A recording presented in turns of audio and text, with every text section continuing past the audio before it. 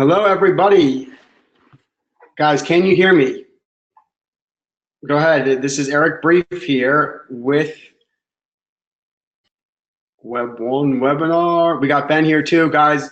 Just give me a 3 if you can hear me. Hey, what's going on, everybody? Awesome.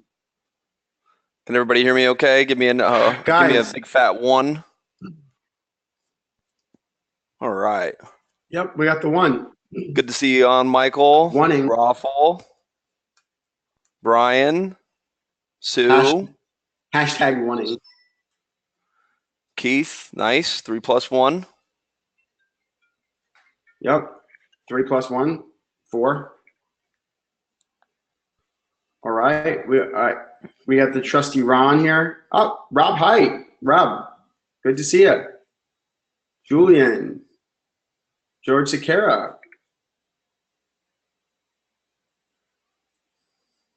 All right. Yeah, people. We got David Kerner.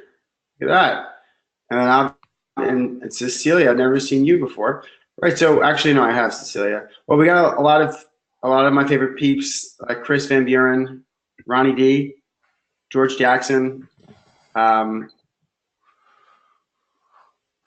seeing you guys repeat.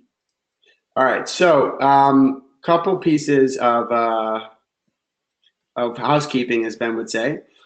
So first things first is I want to just go ahead and replug the webinar. Sorry, the live mastermind workshop we got here. So we're starting tomorrow. It's going to be awesome, and you can still come. I know there's some people who last minute pull the trigger and say I'm in. So Ben, is that possible right now? I don't want to tease anybody. Yeah, I think it is. It is possible? Anybody that's interested, you can just give a call at 561-841-1832. Ask to speak to Ryan Walsh, extension 2, and he'll check our numbers, get you all the details, and get you set up. Yep. Okay. Awesome. That's good to know. Good to know. Well, Eric, do you have some slides? I'm not sure if you're. As far as some. Oh yeah, 100%. We got the slides here. Okay. Guys, you should be seeing where it says live mastermind workshop.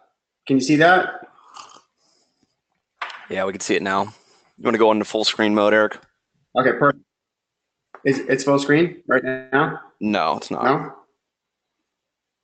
Oh boy. I think you just hit play. Should be good. Yeah. Yep. We are in play right now.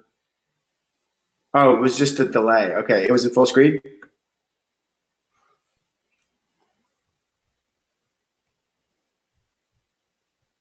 No. How about now? Yep. All right. Perfect. Okay, guys, so I just wanted to I always replug this. Guys, right now would be a great time for you to really, if you're thinking about doing the March one, you haven't already jumped in, highly would recommend that you just go ahead and do that. You give yourself enough time to plan, get everything going. Ben, will they have, if they haven't received their travel certificates and stuff like that, get that going? Everybody should have already received their Amex travel cards. Oh, in that case, book your flight today for tomorrow. 100%. All right. So last thing is, one of the things that you want to just definitely take a look at, for those of you who've been on the webinars a lot consistently lately, you probably heard this a billion times, but we're going to get the kind of one-on-one coaching that people pay thousands of dollars for, and it's free. Obviously, you're going to get a chance to get on the court and actually make deals. So sometimes you have people have like a chicken or the egg thing. Like, I got to make a deal before I get over there. And what I say to that, and what Ben says to that is, no, you've got to get over here and you can make a deal when you're here. So that is definitely what my advice, what my feedback is for you 100%. So other thing is, Ben, just a couple of housekeeping things. I'm in Florida right now. I'm in West Palm Beach. And do you get any gifts today, Ben? Any gifts? Oh, did I get any gifts? Yeah, I did actually. Yeah. And for those of you who were on last week's call, probably heard us talking about this. So I got a nice crystal from Eric. Actually, I think he got me some other ones, but he gave me one of them today.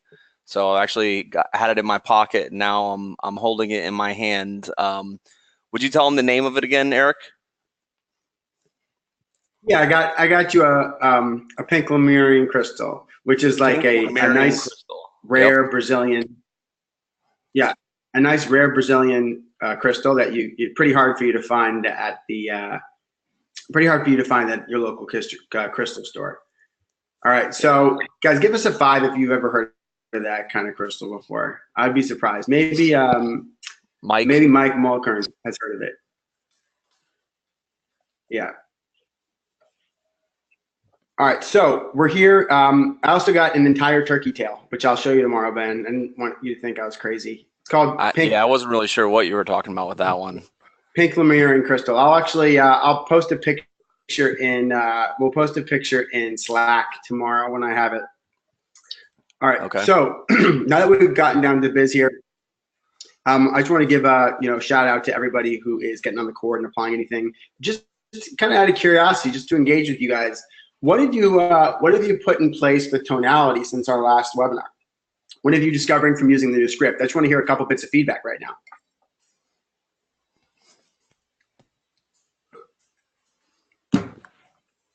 Take a second. Go ahead and write in. Anybody use the tonality tactic for a car rental like Eric?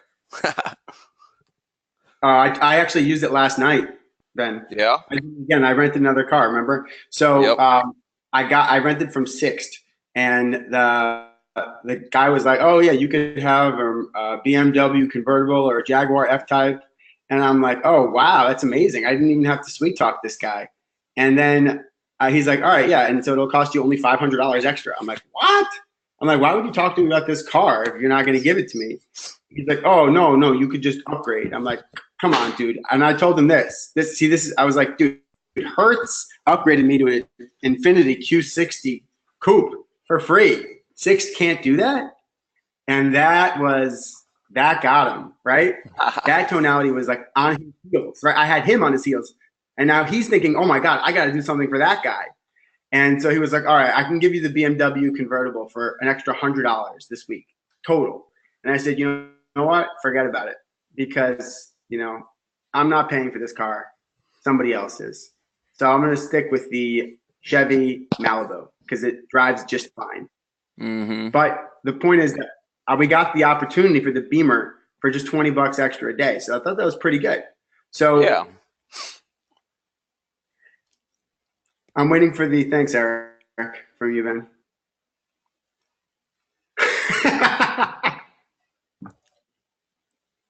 All right, guys, let's jump right in because I'm really excited about today's webinar. Ben I remember when I put this together, he was like, "Yo, this is good." So if you guys are all, actually, let's just formally move into that. Yeah, if you would just do me a favor, Eric, so we can get a good recording for the training. Yeah. You there? Yeah. Yep. So if you would just move the slide. If you would just move the slide for the workshop back, so that the very first slide is going to be the title slide, or I'm sorry, that would be the second slide, so that we can kick off. And I actually have 3 slides here. Yeah, I have 3 slides, this and this. So I'm ready for that. Yep. I want to just get right on to that. Gatekeepers, voicemails, and no names, so we get a good recording, and just move on from there. Yeah, we're there. Perfect. Cool. All right, everybody, welcome to Gatekeepers, voicemails, and no names. So we are very excited to deliver you this training, and why that is because these are some of the top 3 like intangibles, little tricks, tips, things that you can do to make your life easier when calling any business, anywhere, always, for the rest of your life. And so I put this together based off of my, pretty much 5 years of experience of calling businesses every day, all day. And what I can tell you about this training and why it's so important is that it is based off of straight personal experience, like my personal experience of what has worked as far as tips and tricks and what actually makes a difference and gets you deals. So if you handle all of these things correctly, like you do them and you follow this consistently, we always talk about consistency and how important that is, right? Like doing the same things every day, following the same practices. If you do that, this is going to unlock hidden money, right? Like if you're playing a video game and then you see this like hidden pipe, you go down and all of a sudden like it's just collecting coins. That's exactly what this is. You guys hit this up right, and it'll actually make everything more fun and more easy. So with that being said, let's jump right in. I want to tell you guys about what this session is actually going to cover. All right, so first things first, what we're going to cover is gatekeepers. So in the gatekeeper section, we're going to talk about who are they, right? What's their job and how do you get past them? Okay, second part is we're going to talk about voicemails, right? Voicemails is why you don't leave them. So this is kind of assumptive, but I'm going to assert that you probably don't leave voicemails all the time. And if you do, you know, they may not be as effective as you want them to be. Second is why you should leave them. And then what do you say on the voicemails, which is probably the least important part out of all of these three, because leaving a voicemail is better than not leaving a voicemail. And then we have no names, all right? And I want to keep this very mysterious as well. What is a no name, right? And then what is the opportunity inside of a no name? And how do you handle it? So I don't want to keep you guys like, you know, in suspense that long right now. So I'm going to tell you is a no name is when you get a lead that you don't have the name of the decision maker. All right. So that being said, I'm really excited to cover all this stuff with you. We're gonna roll through it. It's gonna be great. So let's jump right in. So starting with gatekeepers. Who are they, right? So if you're pretty much like anybody else, you hate gatekeepers. And you know, with good reason. They stand between you and the decision maker, and they can be snippy and curt, and you feel like you have no control over them, and you have no control over the opportunity. So they run the show, and there's nothing you can do about it. Or is there? You must get inside their world and understand their purpose. So gatekeepers are a very important part of any business, really. They answer the phone all day for a living. That's what their job is. They're the first point of contact for all inbound calls. So you just kind of consider how many phone calls these guys or these gals get every single day. A lot.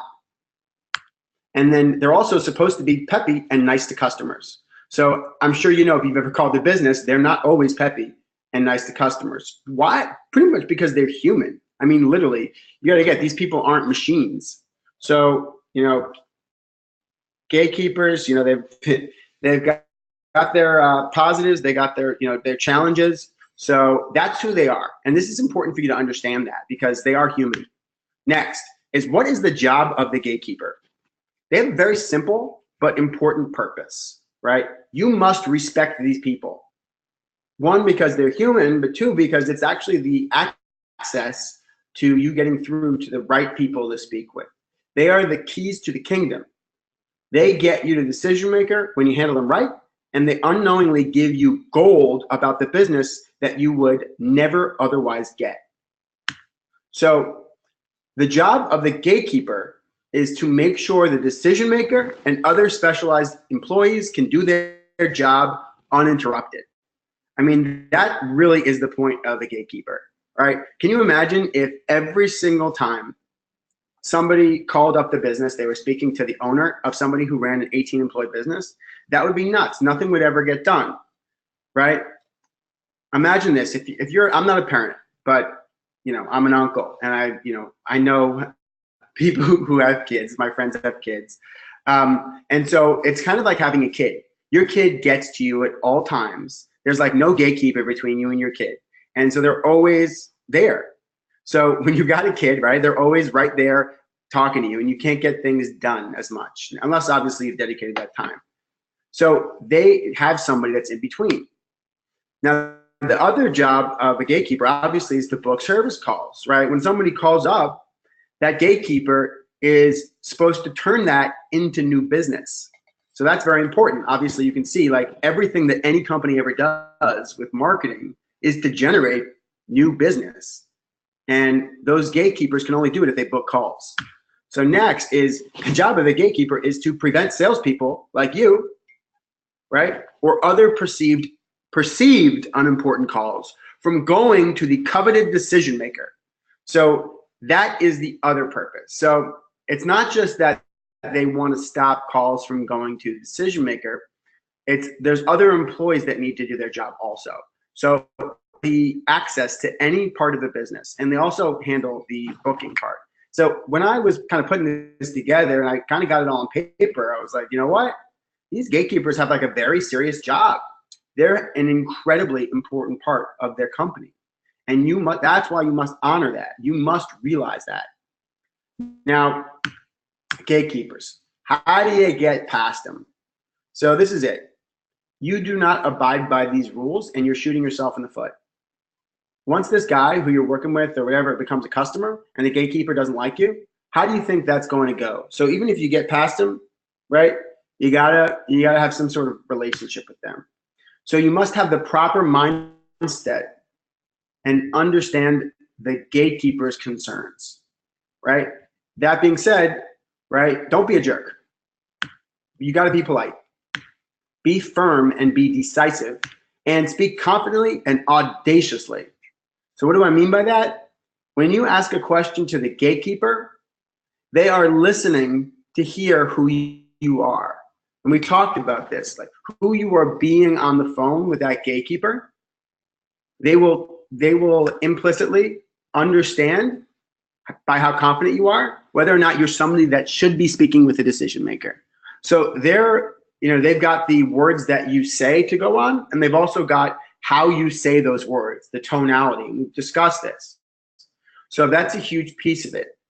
Now, why don't you want to be a jerk? One, because they're a human being. Two, right, because it doesn't get you anywhere. Now, you can be curt.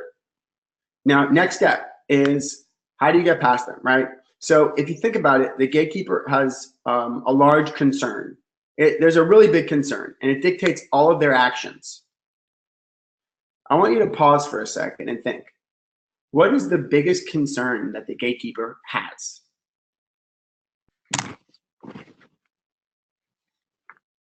All right. Now that you've held that in your head, the biggest concern, one, is it's getting the decision maker upset, right? That is the thing. Gatekeeper's job is to make the decision maker's life easier. It's to make the office run smoothly. So their job is on the line.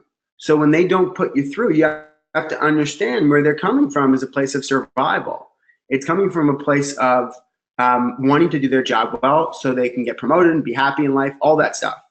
Now, they have another concern, right? It's getting the decision maker upset. So how do they prevent that from happening? Well, the first thing is the gatekeeper would get the decision maker upset if they pass the wrong person through, right? It's so obvious, right? The decision maker is going to be upset if they're speaking with people who are not important. So somebody who is selling home security alarms, right, is not going to be important for that decision maker. You actually are important for the decision maker because you're actually giving them a service that's going to get them more business. It's going to make them more money.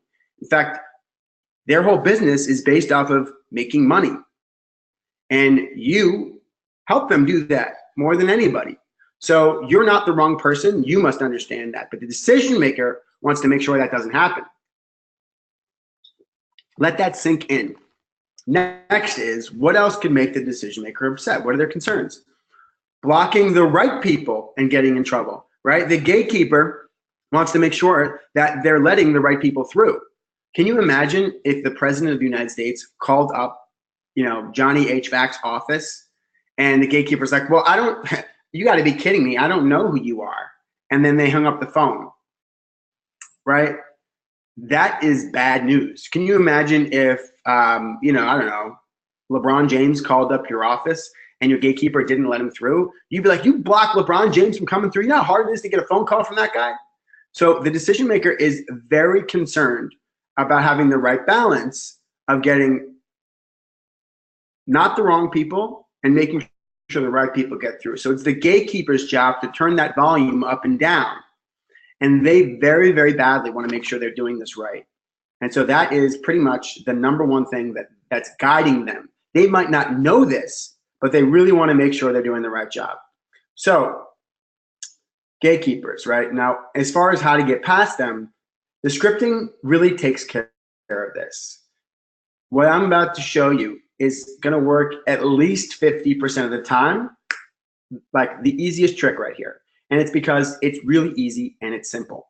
And simple and easy approaches always are the best thing to go to, and they're because they really work, right? I always say the simplest approach is going to be the easiest approach. Now, you need to be on your confidence game. We talked about this because the way that you speak with gatekeepers is huge. Next, right? It's called just and thanks. The idea behind this is you are super confident, you're super clear, and you're super focused.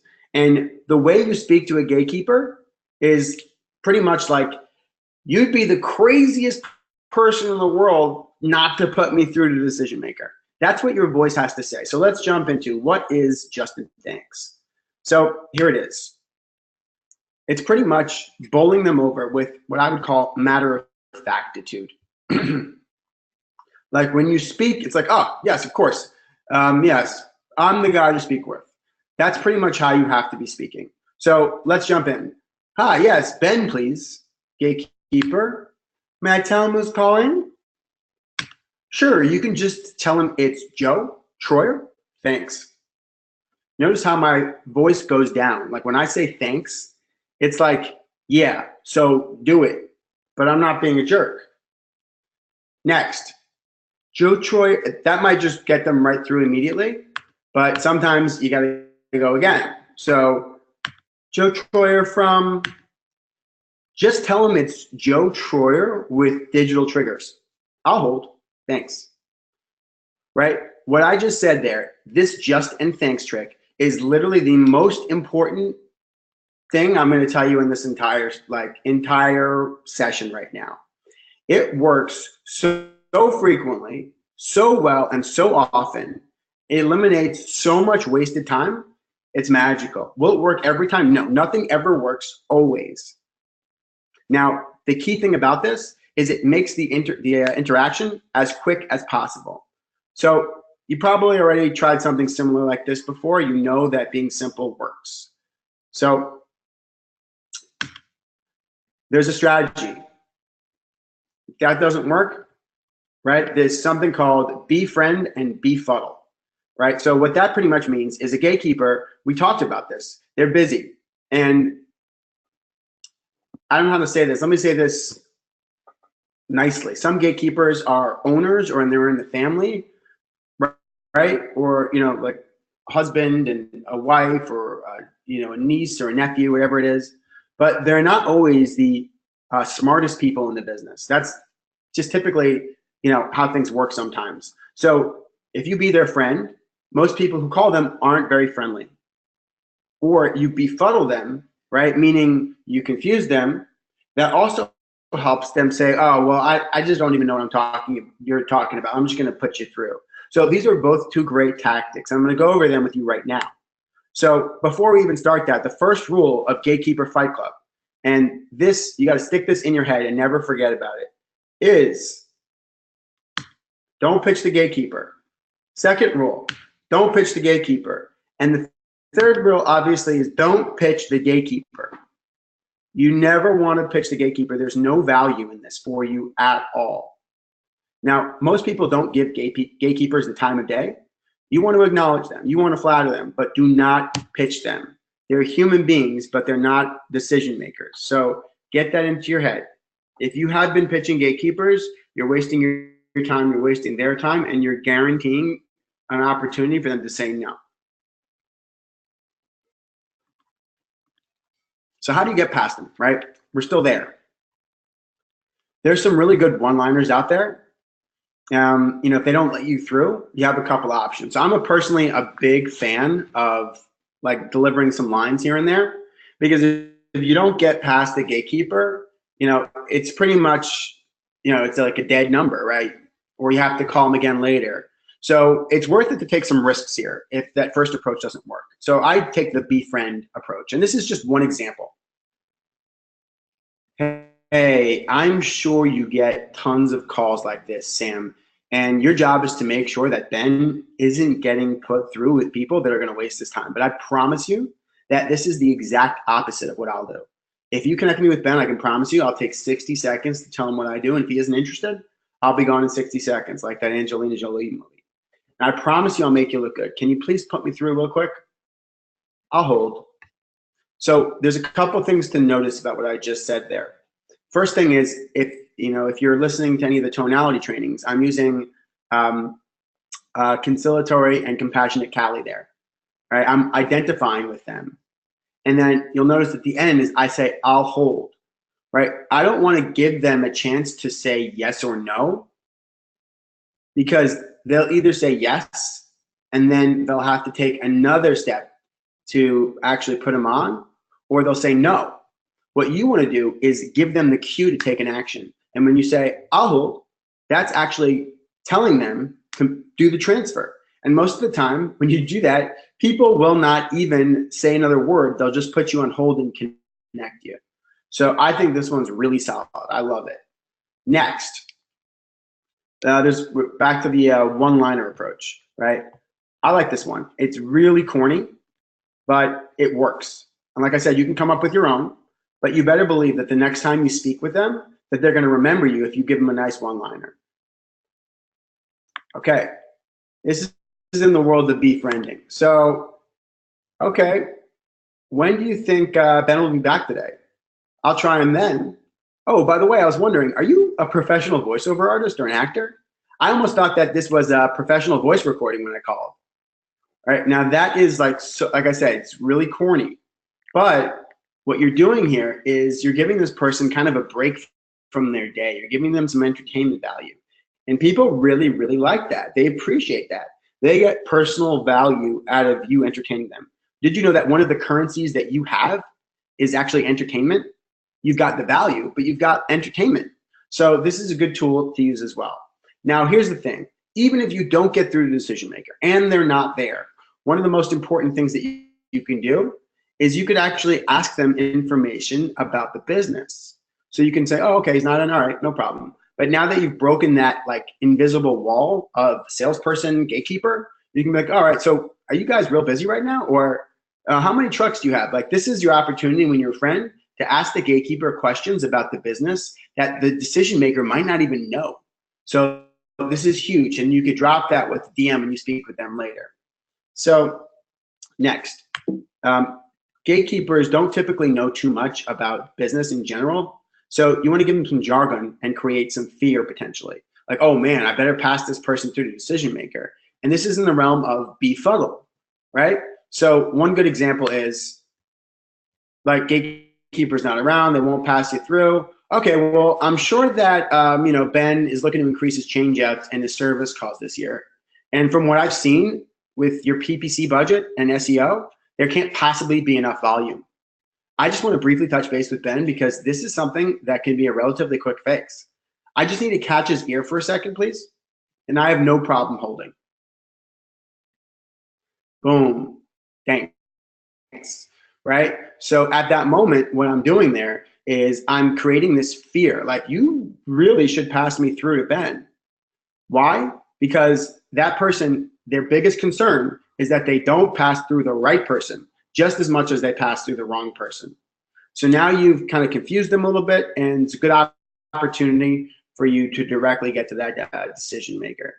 Now, I'll also say that I personally have closed my largest deal in the history of dealdom on an on-the-fly consult with someone, because I called like 2 of their offices and left like 3 messages with gatekeepers saying exactly this. Like, I went on this person's site and it looks crappy. And it was, by the way, I'm not making it up. I did this and I noticed that this thing said that, or this website link was dead. Wow, that's a serious problem. I need to help him with that now. So this stuff works. Everything has been used many, many times. So that one line alone actually earned me, let me try to think, $6,700. So it's going to be worth at least $670 to you if you just get 1/10. All right, so next step is summary. So if you take a look at everything here, you'll know that with all these things that we've covered, you're going to have the basic tools to navigate gatekeeper life. So just to recap, you want to understand them. Like, what are their concerns, their purpose, right? Just kind of like get into the understanding in the world of what it's like to be a gatekeeper. Get out of the fact that you're trying to make calls and you're trying to speak with people and you want to make money and you have your own business, and kind of understand them. They will appreciate that a ton. And second is just try the easy route with Justin Thanks, right? This isn't like a complicated thing. 3, don't lie. This is really important. If you lie to a gatekeeper, they will know and they will tell the decision maker, or they won't pass you through. You can do anything. You can even be a jerk. That's better than lying. Because when you lie, you lose credibility. And that obviously is, you just never want to lie. It's awful quality. Next is you want to help that gatekeeper just see you as an ally and a partner, because you are. Their job is to help the business book calls, and your job is actually to help the business get those calls. So really, you should think about this as them being an ally, because they are. So that wraps up gatekeepers. Let's jump. Oh, by the way, if all else fails, right? Meaning if you don't get through to the decision maker on the first round, take the opportunity to learn about the business. What I mean by that is you actually can ask these gatekeepers any kind of questions. They say no, no problem. They say yes, you have information, you have bullets in your gun. So when you speak to the decision maker, you can drop different bits of info like, oh yeah. So yeah, I heard that Tommy was out last week. Do you guys back up to date? Like sorts of crazy stuff like that. They'll appreciate that, or they'll like implicitly as decision makers think that you should be talking to them. All right, moving on to voicemails. Now, voicemails can seem like a real pain in the ass when you're making lots of dials every day. You probably know that, right? That's why you don't leave them. But the thing is that if you make those dials and get no opportunity from them, then you're really wasting your time, right? So consider that if you make 50 phone calls a day and you connect with the 10 decision makers and you get 20 voicemails and you don't leave any voicemails, well then that opportunity is lost, because even if that person calls you back, there's no context and they're going to call you back when they want to call you back. So you're pretty much spinning your wheels.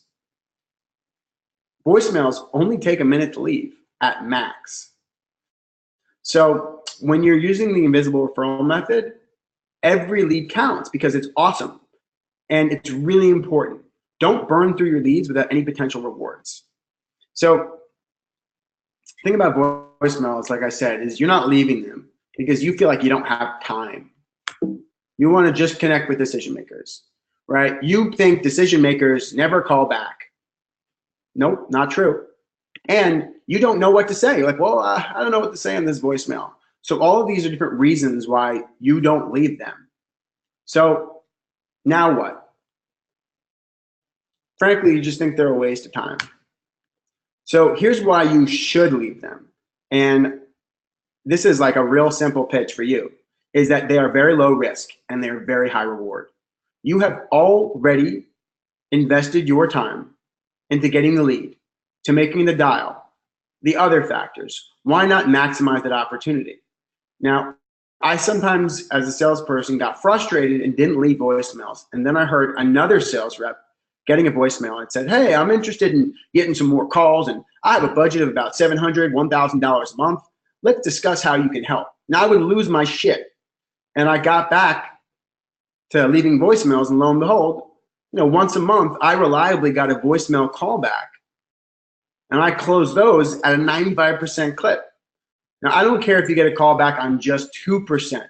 That means that every 100 voicemails is a deal. That's worth it, right? So you're pretty much, just to wrap up there, we're pretty much throwing away that lead and dial if you don't give yourself at least an opportunity for a return action. So that's what you're doing with a voicemail. You're giving yourself the at-bat, right? They take less than 30 seconds, please, right? Next is, this is going to maximize your efficiency of getting a callback, but not just the callback, but it's going to maximize the efficiency of your work overall, right? Like we just said, you spend so much time, setting up your business, sitting at your desk, all that stuff, right? You have a basic investment in your business, which is why these voicemails are like seconds relative to how much effort you already put in. All right, now, when you leave a voicemail, the most important thing is that you create an opportunity for business to come directly to you. So voice drops are really great. They're awesome. But, you know, they're obviously left at one time, right? They're a big bulk. When you leave a voicemail for someone, you're giving that person an opportunity to call you back. It's like a personalized voice drop. It's amazing. Now, a voicemail callback is the ultimate deal on a silver platter. I mean, the ultimate deal. When you call someone and they say and they call you back and say they're interested, there is literally nothing better, because that person is taking their time out of their day to call you back. So I can guarantee you, when you get this voicemail callback, you should be like celebrating, beating your chest, whatever it is that you do, because it is an amazing opportunity. Right? These people who respond are serious.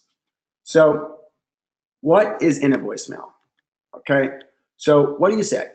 So the key here in a voicemail is to pique their interest and leave the message in a tone that has you expect that they will obviously call you back. Why? Because you can help them. This is a message that generates callbacks. It works. So there's a rule. KISS. Keep it simple. Silly or stupid, depending on what you're feeling like that day. Hey, this is Joe. I'm calling about sending you some referrals from homeowners in North Haverbrook. Actually, let me start that again for you. Let me explain to you how I would speak if I'm expecting that person to call me back. This is Joe. I'm calling you about sending you some referrals from homeowners in West Palm Beach. To be clear, Ben, this is not something like Home Advisor or Thumbtack. Give me a call back and we can take 2 minutes to go over it. My direct line is 555-867-5309. Thanks. So how I left that message just now was, I am a serious dude and you should be calling me back because this is real. Like, how I left that message was not violently, but it was very much intentionally. Now, that's not the only way you can leave a voicemail. That's not the only tonality you can use, but it's just one choice.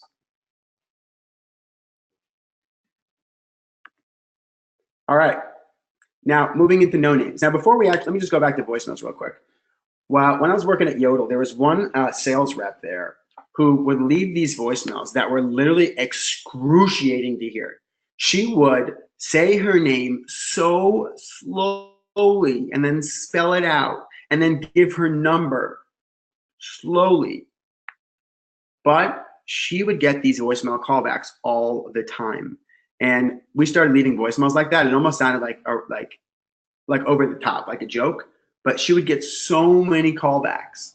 So there is no wrong way to leave a voicemail. The only wrong way is to not leave one. All right, so now moving into the no name territory. What are they, right? We went over it a little bit, but pretty much you get this referral or you get a number for a business, but you don't know the actual decision maker's name, right? So it's like, oh yeah, call AC Stars Heating and Cooling in Spartanville, South Carolina. What's the phone number? Oh, it's this. I don't forget the guy's name, right? So now you've got a referral from the supply company, and you know this business is a good business, and they're close with them, or you got this referral, but you don't have the decision maker's name. So now what do? Now this probably happens to you all the time, or a lot, whether you're cold calling or whether you're getting a referral, whatever it is that you're doing, it is going to happen from time to time. So it can really stop your momentum. But the businesses in which you don't know the name of the decision maker, they still need advertising, right? They still need marketing. They still need leads. So this is an opportunity for you. Now, what's cool about it is there's an opportunity. The opportunity, in my opinion, is that now you get to engage with the gatekeeper and be humble. You get to earn the trust. So, a no-name situation is pretty much a very good situation because it's binary. What I mean by that is either you get through to the decision maker and it's the right person, or you don't, and you're gonna hang up. But either way, you're creating this either or situation, which is awesome. Now, with the no names is you get to learn the names of the players in the business. So what's cool about that is you could say, all right, well, who usually handles the marketing? Like, oh, it's Tom. Like, oh, is he the owner too? No, he's not. That's Jim. So now all of a sudden you know the names of a bunch of different people in the business, but you got to play humble. This is a different kind of play. Now, the other thing is you're going to get to the right person, right? Sometimes when you ask for the decision maker or the owner, whoever you think the decision maker is, they're actually not the right person to speak with. Now, if you get a chance to go through the no name, then you're actually asking that gatekeeper, whoever answers the phone, who the right person to speak with is. And that, to me, is very valuable. So put simply, here's how you handle it. Hi, this is Joe Troyer. I was hoping you could help me out, Cindy. I'm wondering who usually handles the marketing and the new business acquisition for you guys. Is it you or is it somebody else, right? This is great because for someone who's a gatekeeper, they may be like, oh, wow, you thought I was important? That sounds trivial, but for sure, people like to feel important. So if you ask them if they handle it, they'll appreciate that. They may laugh at it or they may, poo-poo it, whatever it is, but it's still good. And now you're asking them, like, hey, you're being very straight with them. They could either say yes or they could say no, but either way, if they say yes, you're gonna get the right answer. Next is, oh, it's Todd? I'll hold for him. And then boom, you got your whole situation going and now you're gonna speak with him. Oh, you won't let me through? Now you can go back to the gatekeeper strategies that we talked about before. Next is, how do you handle it? Play dumb. So here's what I mean by that. Hi, yes, Sal, please? Who's Sal? Nobody here with that name. Who are you? Oh, this is Joe Troyer. Wow, I must have some old record from a long time ago. This is XYZ Plumbing, right? Yes. Oh, well, I just thought Sal was the owner. Who's taking over now? Boom. All of a sudden, it's like you are putting this situation in there where, like, you're calling the right business. You thought this was the person you were speaking to, or like, I was speaking with that person. And now you ask this question of who's the owner. It's like the most natural question to ask next. And you're not like, fishing for stuff, right? It just occurs like, oh, boom. I'm just asking for who's the new owner now because I thought this person was the owner. So all of these different tactics that we were talking about here with gatekeepers, voicemails, and no names, if you use them, you are going to get more efficiency from each one of your dials. If you move past the gatekeepers, you're going to increase your opportunity rate. What that is your opportunity rate is how many times you speak to a decision maker out of how many phone calls you make when someone picks up the phone. So all of these things are huge. Then with voicemails, obviously we talked about that, but you're going to give yourself an opportunity that wasn't there. And with no names, now you have a strategy to take care and fulfill and capitalize on opportunities that you did not know were there in the past, or you did not see something available there. So that completes our training. Thank you guys. What I'd like to do now is take a couple minutes and do some Q&A.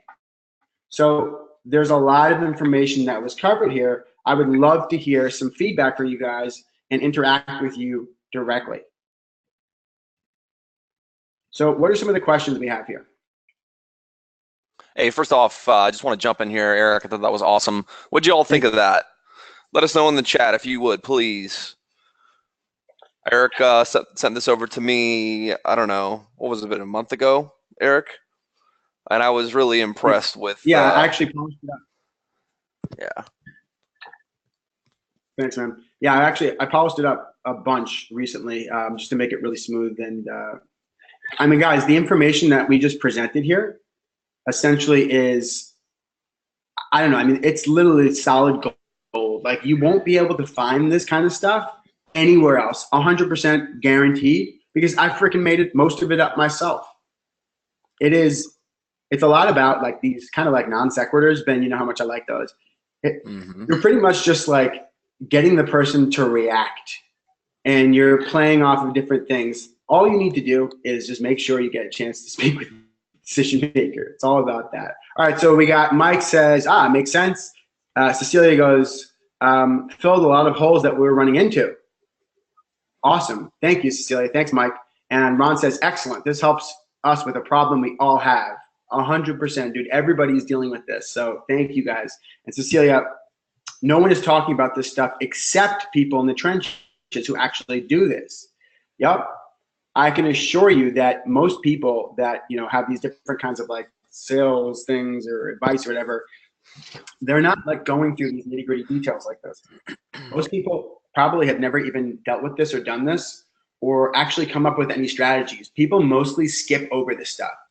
Most people, Ben, when they're not comfortable, they just avoid things altogether, but then you're wasting a lot of opportunity. So now I'd love to hear about some actual questions that you guys have, or maybe just like, you know, some further advice. Like maybe you've been in a situation where you didn't know what to do before, and now you're like, oh, I could see, you know, some opportunity, or I'd like to know about a couple more details, or set us a scenario. What do you got? Give us some.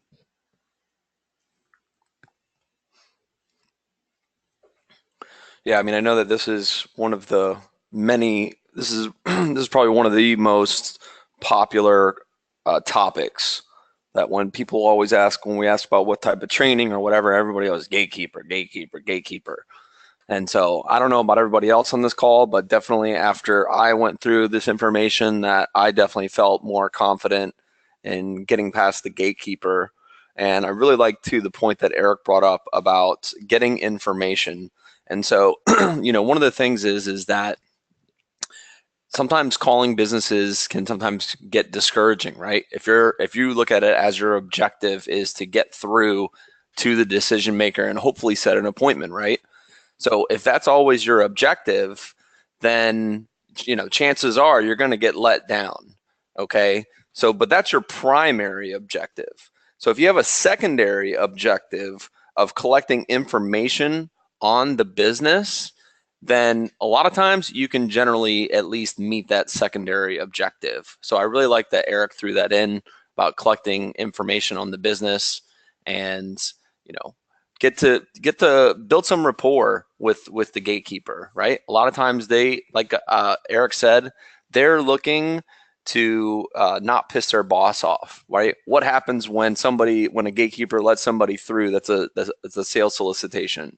Okay, or is that something that's not important, right? Something that I'm not looking for, right? You're going to get pissed off at the gatekeeper, and that's the last thing that they want.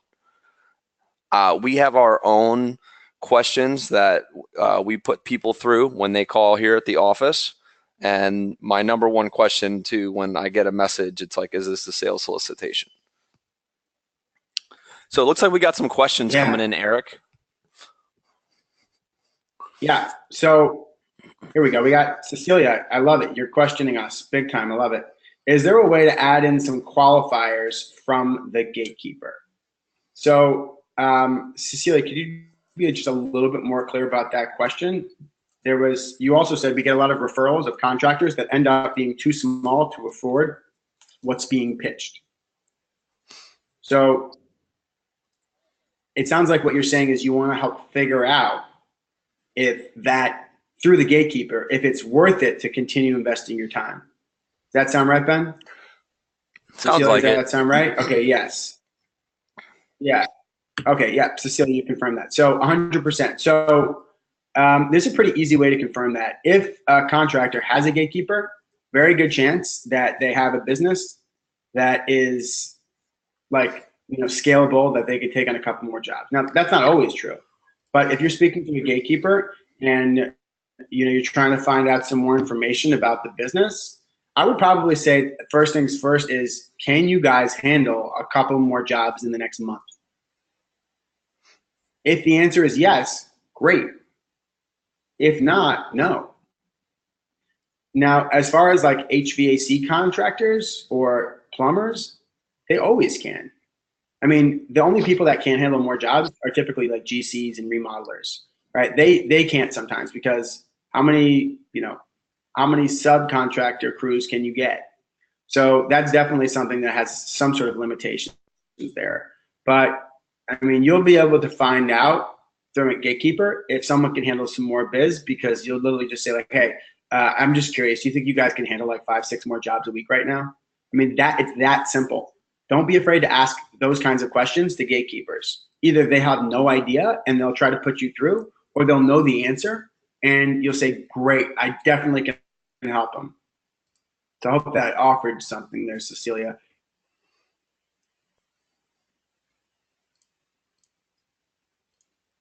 Yep, thank you. Yep, that's what she said. All right, everybody else, this is like that time. I mean, people, like Ben said, people have wanted the gatekeeper training and stuff like that for a long time. And, you know, not to toot my own horn here, but we like delivered this gatekeeper training, this voicemail kind of background, and this no-name thing, like silver platter stuff to you guys. If you put this into action with what you're already doing, you've got a serious opportunity to literally like double your batting average. So also says, another question, I wonder if there's a way to book the consult via the gatekeeper instead of the decision maker. No, never do that. The reason why you never want to book a consult with someone through a gatekeeper is because that decision maker won't show up for the consult. Or if they do, they don't know what they're showing up for. And the whole point of you setting up a consult with a decision maker is to build rapport and start that sales process right then and there. If you are building that relationship up with the decision maker, you're getting information from them. You're getting close with them. You're creating value with them.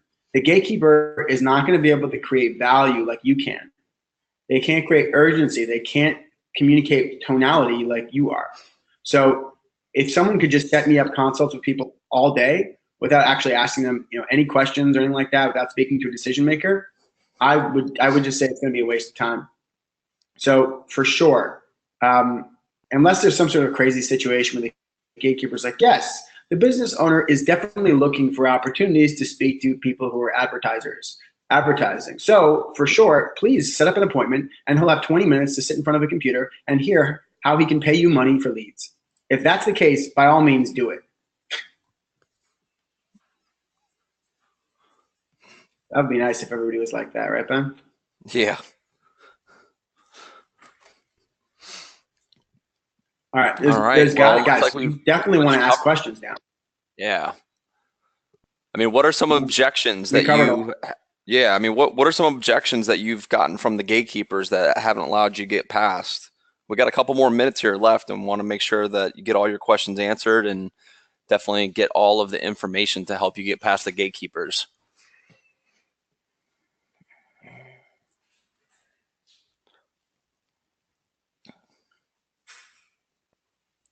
I know Ron's got some. I'll jump in. Okay. Oh, Ron's always. I can jump in. So one of the things that I only can include so many examples. I probably laid out 5 or 6 different things that you could say back. But one of the things I hear often is we don't take calls from solicitors, or are you selling something? And what's funny is I love saying it's like, not at all right now, 100% no. I actually just want to talk to the owner to see if this is something, you know, what I do is something that could help him. Because you aren't selling anything before you have a conversation. There's nothing to sell unless they have a need. So, hey, listen, I totally got it. I just need to speak with the decision maker for like, you know, 1 minute. And, you know, he'll be able to figure out whether or not this is going to make sense. But, you know, it's going to be a serious lost opportunity if he doesn't pick up the phone. And it's true. But so you could just say, no, I am not, I'm not, I am calling about something that's marketing related, but I promise you, you know, I'm not like every other salesperson. You could say that. I mean, it's corny, but anything that you could say to respond to that is a win, because that person's going to hang up unless you say something. So if it works 5% of the time, great. Now 1 out of every 20 times, you speak to a decision maker instead of getting hung up on. So I didn't actually mention this, but literally the best thing you can do with a gatekeeper is say something back to move the conversation forward towards speaking with the decision maker. Because if you say nothing, you'll get nothing. So here's another question. Gatekeeper, I get 3 calls a day like yours. Sorry, he's not available right now. So when someone says, I get 3 calls a day like yours, that's the time to say, hey, I'm sure you get tons of calls from people who are wanting to talk about, paying you guys some more business every day. And I totally get that. That's where you use the sympathy line that we talked about. But I promise you that this is not going to be a waste of time, right? I just need to speak with him for a couple seconds because, like I said, now you can throw in a couple fear things like his SEO, his pay-per-click, but it's like it is not delivering right now, and I need to speak with him about making sure that it is going to yield results. Or so you can say anything there, but the different techniques are sympathy, fear, befuddling, all of those different things. So sorry, he's not available right now. That's fine. They're like, oh, okay, I totally get it. He's not available. What's a better time to reach him? So if you do that, then what will happen is she'll either give you another time when he will be in, which is great, you call back then, or she'll say, I don't want to talk to you again. Don't call back. That's fine. Don't call back. But either way, you want to move it forward towards a yes or a no. So that's another thing that you probably got as a theme here is pushing towards a binary outcome, right? A yes or a no, and removing the maybe. If somebody is not going to talk to me, I want to know because I don't want to call them again.